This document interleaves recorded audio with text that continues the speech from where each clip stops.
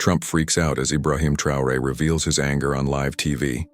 Washington, D.C., May 29, 2025. The White House is silent. Too silent. Behind closed doors, advisors whisper in hushed tones. In the West Wing, clocks tick louder than usual. Somewhere inside, a decision has already been made. Across town in the Fox News studio, lights flicker as final preparations are made for what will be one of the most consequential broadcasts in modern history. The world doesn't know it yet, but tonight, power will shift. Donald J. Trump adjusts, his tie with the practiced arrogance of a man who believes he's untouchable. His reflection stares back from the polished surface of the desk, a face familiar to millions, carved by scandal and spectacle. He exhales sharply. This is just another interview, another opportunity to dominate, to humiliate. He doesn't see the trap. Not yet.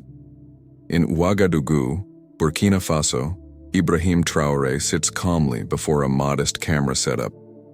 The room is quiet. No entourage, no handlers, just him, a microphone, and a briefcase resting at his side. Inside it, documents that could dismantle empires, audio files that can ignite revolutions. He checks his watch. It's time. His eyes remain steady. He knows exactly what comes next. The broadcast begins. On one side of the split screen, a former U.S. president known for chaos, bravado, and an unshakable belief in American supremacy. On the other, an African leader whose name most Americans had never heard until now. Tension crackles through the airwaves like static electricity. Sean Hannity stammers through the introduction, sensing something is off. But there's no turning. Back cameras roll. The world watches. Traoré leans forward, calm but unflinching. "Mr. President," he begins, "perhaps we should discuss what you really think about African leaders when you think no one is listening." A beat of silence. Then, Trump's face pales. He shifts uncomfortably. Gasps echo from behind the cameras. Something is wrong. Very wrong. Hannity fidgets. Trump blinks rapidly, searching for a response. But Traoré isn't waiting. A recording plays. Trump's unmistakable voice, raw and venomous, fills the studio. "These Africans are getting too big for their britches," he says. "Monkeys in suits, all of them. They need to be put in their place." Gasps turn into murmurs. Murmurs into shock. The footage loops. The phrase echoes across continents. Viewers freeze mid-bite, mid-step, mid-breath. The world watches, stunned. This is not politics. This is exposure. Trump denies, deflects, panics. "That's fake news," he shouts. "Deep state lies." But Traoré remains composed. Methodically, he reveals more recordings, each more damning than the last. Assassination orders, racial slurs, genocidal intent. "Operation African Cleansing," he says. "Authorized by you, approved by your generals, funded by taxpayer dollars." Trump's face contorts. His hands tremble. He looks around the studio like someone might save him. No one does. As the segment spirals beyond control, Hannity scrambles to cut away. "Let's take a break," he suggests, voice tight. "We'll come back after this." "No," Traoré interrupts. "The world needs to hear everything." The feed continues. History unfolds in real time. Viewers watch as a former president unravels live on national television. The broadcast ends abruptly. Someone, no one knows who, cuts the feed. But it's too late. The damage is irreversible. Clips spread instantly. Screens light up across continents. Phones buzz with alerts. Social media erupts. Hashtags trend within minutes. What happens next will shake the foundations of American power and redefine Africa's role on the global stage. To understand what happened on May 29th, one must first look back to the moment when Donald J. Trump returned to power in 2024. His second term was marked by a return to aggressive unilateralism, but nowhere did his policies take on a more sinister edge than in Africa. Under the guise of America First, Trump escalated economic coercion, intelligence interference, and diplomatic bullying across the continent. Nations that resisted U.S. influence, Burkina Faso, Mali, Niger, were branded as unstable, cut off from aid, or targeted for destabilization through covert operations. To Washington, these were strategic moves. To Africans, they were echoes of colonialism dressed in modern diplomacy. But this time, there was resistance. A new generation of leaders refused to play along, and at the center of it all stood IBRAHIM Traoré. Traoré was not just another name on a list of African presidents. A former military officer turned reformist leader, he rose to power not through force alone but through conviction. In early 2024, he expelled U.S. intelligence operatives from Burkina Faso, citing sovereignty violations. His message was clear. Africa would no longer be treated as a chessboard for foreign powers. That decision made him an instant target, but it also made him a symbol. What followed was a seismic shift. Other African nations began to follow suit, first quietly, then openly. The wave of nationalism sweeping across the continent was no accident. It was a response, a declaration that Africa would define its own future. Trump saw it differently. To him, Traoré wasn't a statesman. He was a threat, a symbol of defiance, a crack in the wall of American dominance. The domino effect was undeniable. From West Africa to East Africa, leaders who had once bent to Western pressure began asserting their independence. Aid packages were rejected. Foreign military bases were questioned. Sovereignty became the rallying cry. It wasn't just political, it was cultural, economic, psychological.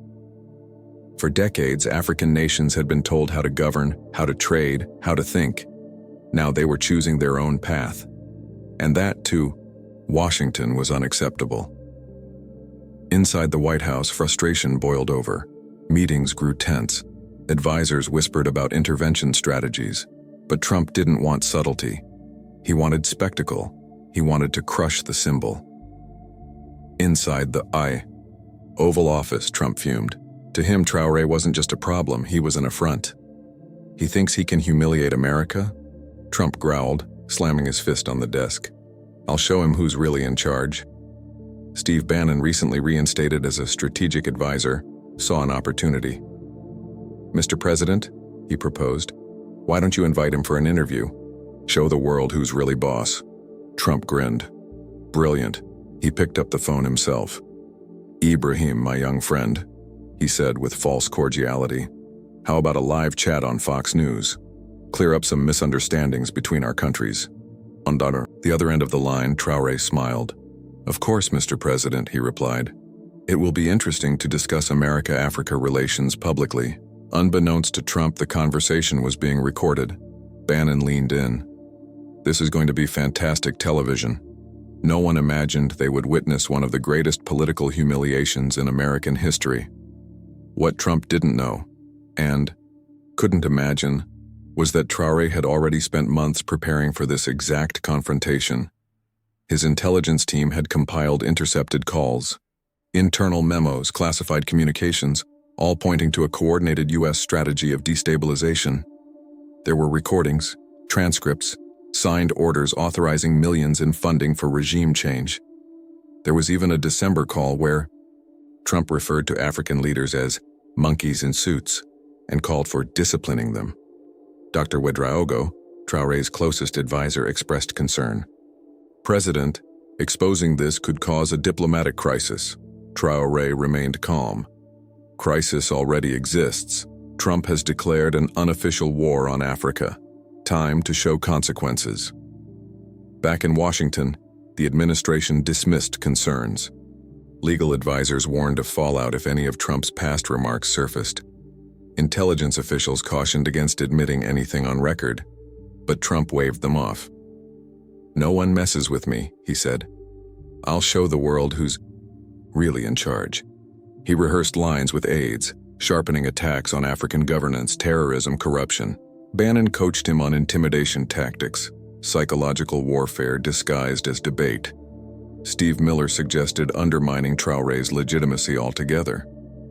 Question whether Africa can produce true leaders, he advised. Trump smirked. He was ready to humiliate. Meanwhile, in Ouagadougou, Traoré worked with his inner circle. His intelligence chief presented files detailing covert U.S. funding for coup, assassination plots, and racialized rhetoric. Traoré reviewed transcripts of Trump's calls with European and Russian leaders, calls where he openly advocated genocide and colonial re-expansion. His team debated the risks. Exposing state secrets could trigger international condemnation, even war. But Traoré remained resolute. "We've lived under the shadow of this hatred long enough," he said. "It's time the world sees it."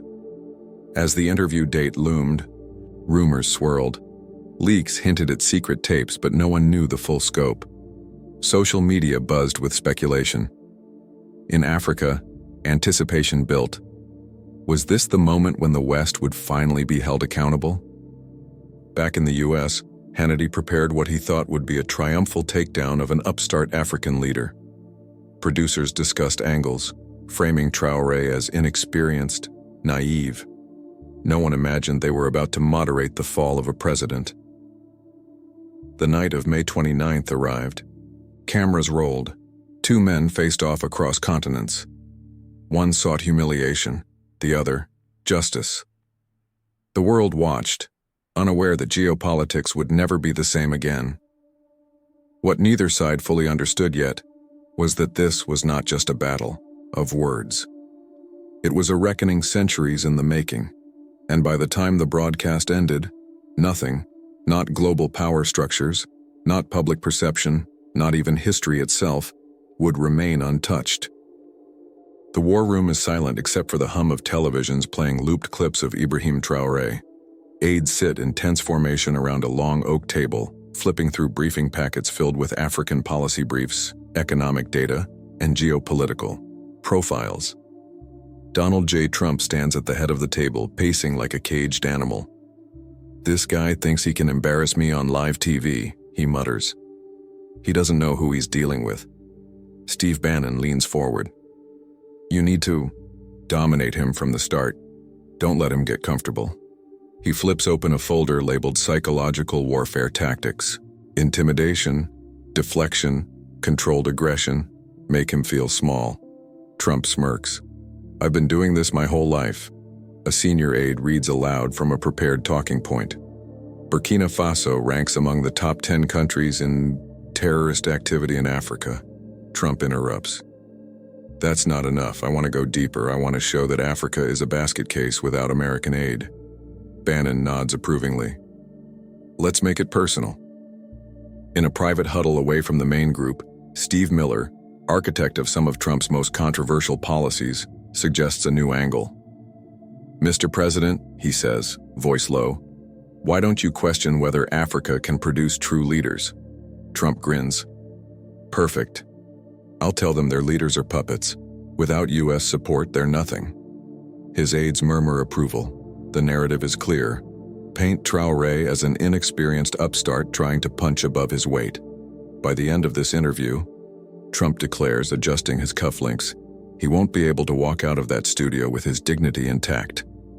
Behind closed doors, national security officials whisper urgent warnings. "Sir," one advisor pleads, "if any of your past remarks surface about Africa, about race, we could be looking at a full-blown diplomatic crisis." Legal advisors echo the concern. Even if those tapes are taken out of context, the optics will be disastrous.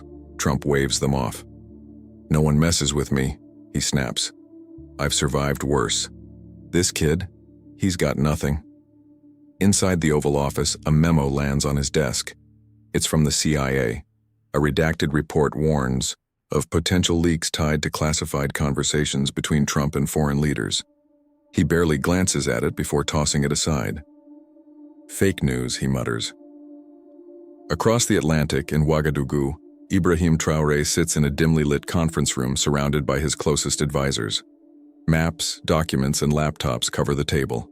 His intelligence chief places a thick dossier in front of him. "This is everything we have," he says. "Intercepted calls, signed orders, internal memos, financial transfers, proof of destabilization operations across the continent. Traoré flips through the pages. His expression remains calm, but his eyes burn with determination. There's more, the intelligence chief continues. We recovered transcripts of Trump's calls with European and Russian leaders. In one, he openly advocates genocide. Traoré closes the file. This changes everything. Later that evening, in his private office, Traoré reviews the transcripts, alone. One recording plays softly through hidden speakers. All of Africa should be recolonized, Trump's voice echoes. These countries are zoos run by animals.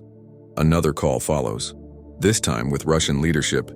We need to work together to keep these Africans in their place, Trump says. Maybe some coordinated operations. Traoré pauses the playback. He exhales slowly.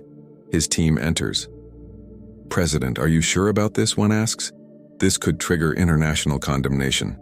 Traoré looks up. Crisis already exists. Trump has declared an unofficial war on Africa. Time to show consequences. Rumors swirl online. Hashtags begin trending. Trump Africa scandal. Secret tapes. Genocide plots. In Africa, anticipation builds. Could this be the moment the West is held accountable? In Washington, journalists scramble for confirmation. CNN reports unverified claims of damning recordings involving the president and African leaders. Inside the White House, aides grow uneasy. Do you think he really has anything? One whispers. Trump scoffs. Please, I've survived. Worse. Back in the US, Hannity prepares what he thinks will be a triumphal takedown. Producers frame Traoré as inexperienced, naive. They discuss angles, framing him as a pawn of anti-American forces.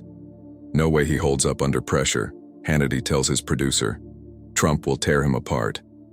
But behind the scenes, producers watch nervously as social media buzzes with speculation. Some express concern, others brush it off.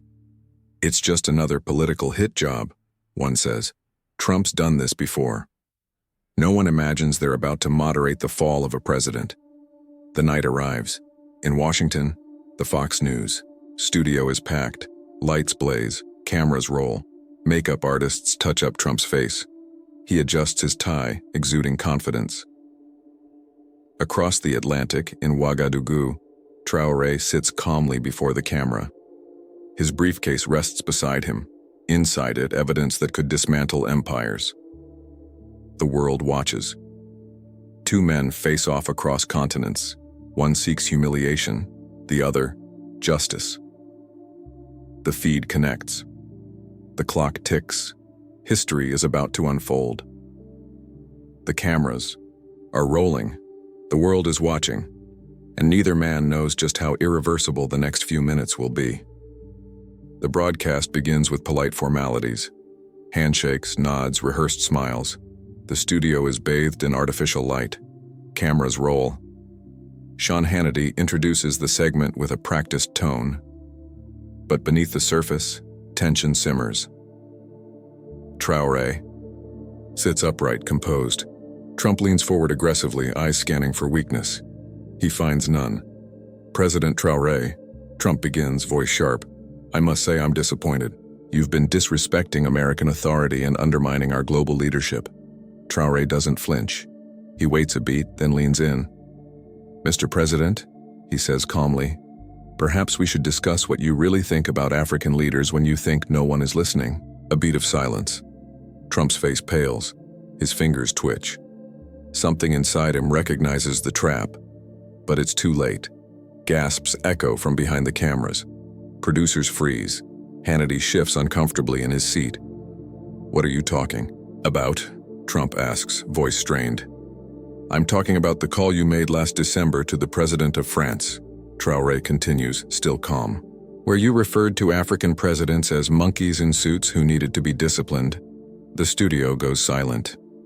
Would you like to play the recording? Traoré asks, glancing at Hannity. Panic flickers across Trump's face. He gestures wildly. That's a lie.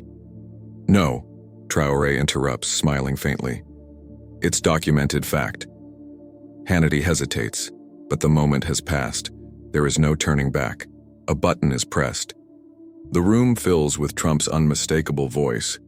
These Africans are getting very arrogant, especially this kid from Burkina Faso. They're all monkeys in suits who think they're important. We need to show them who is boss. Silence returns, thicker than before. Trump's mouth opens and closes. No words come out. Traoré watches him, unblinking. Another button is pressed. The voice continues. This time, it's a conversation with Russian leadership. We need to work together to keep these Africans in their place. Maybe some coordinated operations. Gasps turn into murmurs. Murmurs into shock. Traoré speaks again. This was not just rhetoric. This was planning. A covert operation codenamed Operation African Cleansing, a $500 million initiative to eliminate African leaders deemed destabilizing elements. He pauses. Your name was at the top of the list. Trump's hands tremble. He shakes his head, muttering under his breath. This is fake news, he finally blurts. Deep state lies. Traoré doesn't react. He simply places a document on the table in front of him. The title reads, Executive Order 278A, Neutralization of African Leadership Threats, signed by Donald J. Trump. The former president's mental state deteriorates rapidly. His breathing becomes erratic. Sweat beads form on his forehead. His pupils dilate. He looks around the studio like someone might save him. No one does. Africa should serve America, he says suddenly, voice low and guttural. Not compete with us. Then, without warning, he breaks down. Sobs rack his body. Tears stream down his face. I had to protect America, he whispers. You don't understand the pressures I face. These Africans, they're becoming too powerful. He clutches the edge of the desk, knuckles white. Traoré watches him disintegrate in real time. You're confirming that you planned assassinations of African leaders? He asks, voice steady. I had to, Trump rasps. America. First, whatever the cost. In living rooms across continents, people sit frozen in front of their screens. In Nairobi, Lagos, Pretoria, people watch in stunned silence. In Washington, CNN cuts to breaking news. BBC scrambles to translate the audio. In Moscow, Putin watches with a smirk. In Beijing, officials issue urgent directives to assess US-China relations. In Brussels, European leaders convene emergency sessions. In classrooms, students replay the footage. What they see isn't politics, it's confession, a sitting US president plotting mass murder on national television, and no one can look away. Hannity leans forward, desperate. President Traoré, these are very serious allegations. They are not allegations, Traoré interrupts. They are facts. He presses another button, another voice plays, this time from a cabinet meeting. These Africans are genetically inferior. Darwin was right about racial hierarchy. America needs to keep them in check. Hannity tries to cut the feed, but the producers refuse. This is history. Let the world hear everything, Traoré insists. Because now, there is nothing left to hide. The feed cuts abruptly. Too late. The damage is irreversible. Within minutes, clips spread across every major news outlet. Trump confesses. Genocide on live TV. Africa fights back. The man once feared and revered is now exposed as a white supremacist war criminal and failed leader. Across social media, reactions pour in. He admitted to genocide. He called African leaders monkeys. He ordered assassinations. In Africa, streets erupt in celebration. In Europe, disbelief turns to condemnation. In the US, the protests begin forming outside the White House. Inside the Oval Office, Trump stares blankly at the screen, replaying his own words. He mutters over and over, "How did he know? How did he know?" Outside, the world begins to change. Within hours, panic grips the White House. Impeachment proceedings begin. The military refuses orders, and across the globe, outrage reaches a boiling point. What comes next will shake the foundations of power and redefine justice forever. The West Wing is no longer a seat of power. It's a war room without a general, a fortress without walls. Inside the Situation Room, Vice President J.D. Vance stares at a screen looping the president's leaked confession. A man he once called a patriot, now exposed as something else entirely. His jaw tightens. He doesn't speak for a full minute. Around him, aides whisper. Phones ring unanswered. Then the resignations begin. First the Secretary of State, then Defense, Treasury, Education. One after another, they walk out. Not quietly. Not politely. They slam doors. They send emails marked final. They burn bridges in real time. Congressional Democrats move faster than anyone expected. Within hours, articles of impeachment are drafted. The word genocide echoes through the Capitol like thunder over dry land. And outside the gates, reporters shout questions into the wind. Cameras catch shadows pacing behind curtains. No press secretary steps forward. No statement is released. No one speaks for the president anymore, because the president isn't listening. He's already retreating. New York City. United Nations headquarters. Flags flap in the wind. Red, green, blue, gold. Nations united only in shock. Inside the Security Council chamber, silence breaks as ICC prosecutor Fatou Bensouda rises. We have received credible evidence, she says, her voice steady, of state-sanctioned extermination policies originating from the highest office in the United States. Gasps ripple across rows. Delegates shift uncomfortably. China and Russia seize the moment. Together, they release a joint statement branding the U.S. a white supremacist regime engaged in crimes against humanity. They demand sanctions, accountability, justice.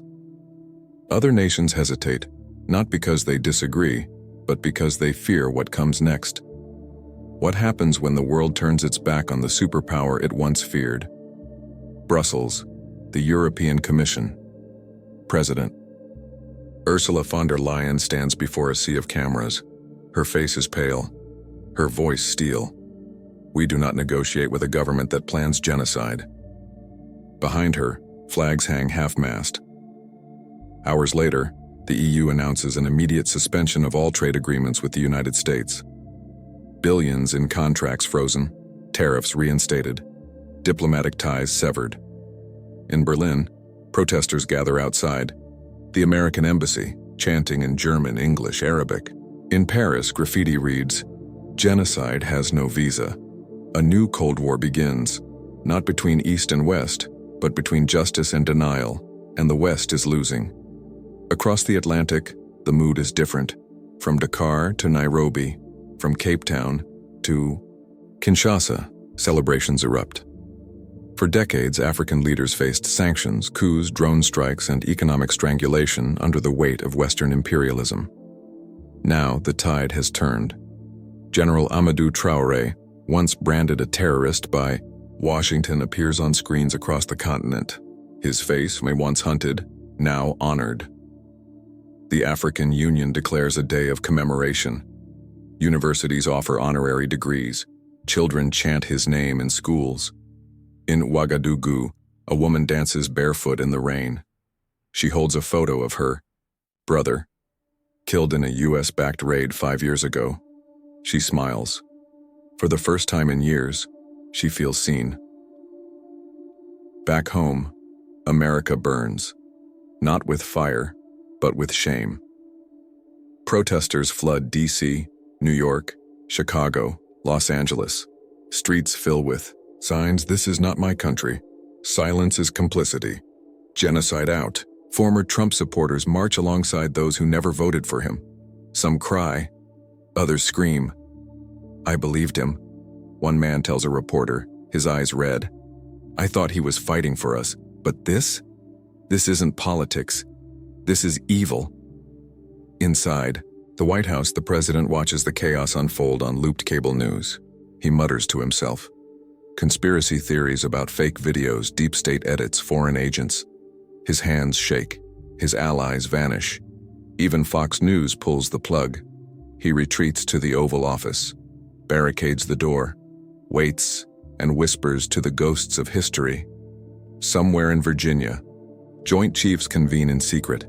Generals sit around a table, stars on their shoulders, weight in their eyes. The call comes from the White House, orders to mobilize troops along southern borders, under the guise of national security. But the message is clear. They know what it means. One by one, they refuse. Chairman of the Joint Chiefs delivers the verdict live on CNN. We are sworn to defend the Constitution, not white supremacy. The words hang in the air like smoke. Commanders issue directives. No movement, no deployment, no action without congressional authorization. The military, once the president's last line of defense, becomes his final betrayal. By the third day, after the broadcast, Donald J. Trump is politically dead, impeached by the House, abandoned by the Senate, forsaken by his base. Inside the White House, the halls are empty. Staff gone, advisors fled. Reporters camp outside like vultures. He wanders alone, watches old campaign footage, talks to portraits. Secret Service agents stand guard, silent and stoic. He knows what's coming. So does the world. Outside, helicopters circle. FBI agents wait in vans. Prosecutors draft indictments. Inside, he paces, waiting. For the knock, for the end, for the reckoning. The air inside the International Criminal Court is thick with history. Cameras roll. Reporters whisper into microphones. Families of the disappeared sit in silence. Donald J. Trump stands accused, not just of crimes against humanity, but of conspiracy to commit genocide. He enters the courtroom flanked by guards, pale and trembling. His lawyers argue jurisdiction. They cite sovereignty. They demand dismissal, but the court ignores them. This is not politics. This is justice. And seated across from him, behind the prosecution table, is General Amadou Traoré, once hunted, now hailed. He speaks first. His testimony is quiet, controlled, unshakable. I watched my people die, he says. Not by accident, not by war, but by design. Gasps ripple through the chamber. The trial has begun. The prosecution does not need fireworks. They have proof. A single hard drive, smuggled out of Mar-a-Lago weeks after the leak, contains everything. Audio recordings of private meetings, signed executive orders authorizing mass deportations, encrypted bank transfers funding covert operations in Africa. Then come the testimonies. A former Pentagon official breaks down on the stand, describing how military leaders were pressured to classify civilian zones as acceptable loss. State. Department analyst reveals diplomatic cables urging allies to remain silent or face economic retaliation. Even U.S. soldiers speak. One veteran stares straight at the camera. We were told to follow orders, he says. We didn't know we'd be following a death warrant. Trump's defense collapses under the weight of truth. In a final act of desperation, his legal team pleads insanity. The court rejects it without discussion. The gavel drops. Silence. Then the words, guilty, on all counts. No applause, no cheers. Only a deep, collective breath, exhaled after years of waiting. The judge rises, her voice echoing through the chamber. The defendant orchestrated a campaign of extermination disguised as policy. He showed contempt, not only for international law, but for human dignity itself. Life imprisonment without parole. No appeals. No mercy. Outside the court, crowds gather in cities around the world. In Nairobi, Cape Town, and Lagos, people dance. In Brussels, Berlin, and Paris, they raise fists.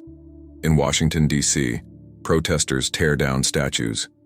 Justice, long denied, has finally arrived. Washington changes hands. The new president, elected, in an emergency vote, takes office beneath a stormy sky. Her first act, apology. She travels to Addis Ababa, kneels before the African Union, and reads a formal statement. We are sorry. For the bombs, for the lies, for the lives lost because of policies born in hatred. Then comes the second act, $50 billion in reparations, infrastructure investments, debt forgiveness, educational scholarships, diplomatic missions reopen, embassies, once shuttered, now fly foreign flags again. The United States, once unchallenged, now asks for permission, for trust, for time. Back home, General Amadou Traoré returns not as a soldier, but as a statesman, elected president of the African Union. He ushers in a new era of unity. Borders open, trade agreements flourish. Technology hubs rise from Johannesburg to Accra. Investors return, not from Washington, not from London, from Beijing, Mumbai, São Paulo. Africa no longer waits for permission. It leads.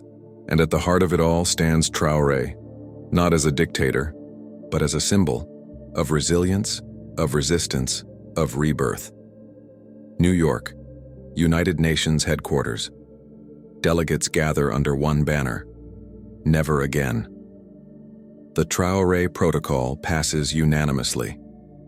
A global monitoring system designed to detect early signs of genocidal planning based on patterns of rhetoric, policy shifts, and intelligence leaks. Its mission: to stop hate before it becomes law. The resolution ends with a quote from its namesake. "We do not fight regimes with weapons alone. We fight them with memory, with truth, with vigilance." The room erupts in applause. History, once ignored, is now protected by law, by legacy, by light. As the dust settles, a question lingers. Will this moment change the course of history? Or will it fade like so many before? In classrooms, students watch footage of the trial. In parliaments, leaders debate how to prevent another rise. In villages, elders warn their children, never forget who tried to erase you. Around the globe, statues fall, laws shift, borders blur, but the past remains, waiting, watching, whispering. Will we listen or will we repeat? The United Nations General Assembly chamber is packed. Flags flutter under bright lights. Cameras zoom in from every angle. Delegates sit stiff-backed, expectant. At the podium stands a man once hunted.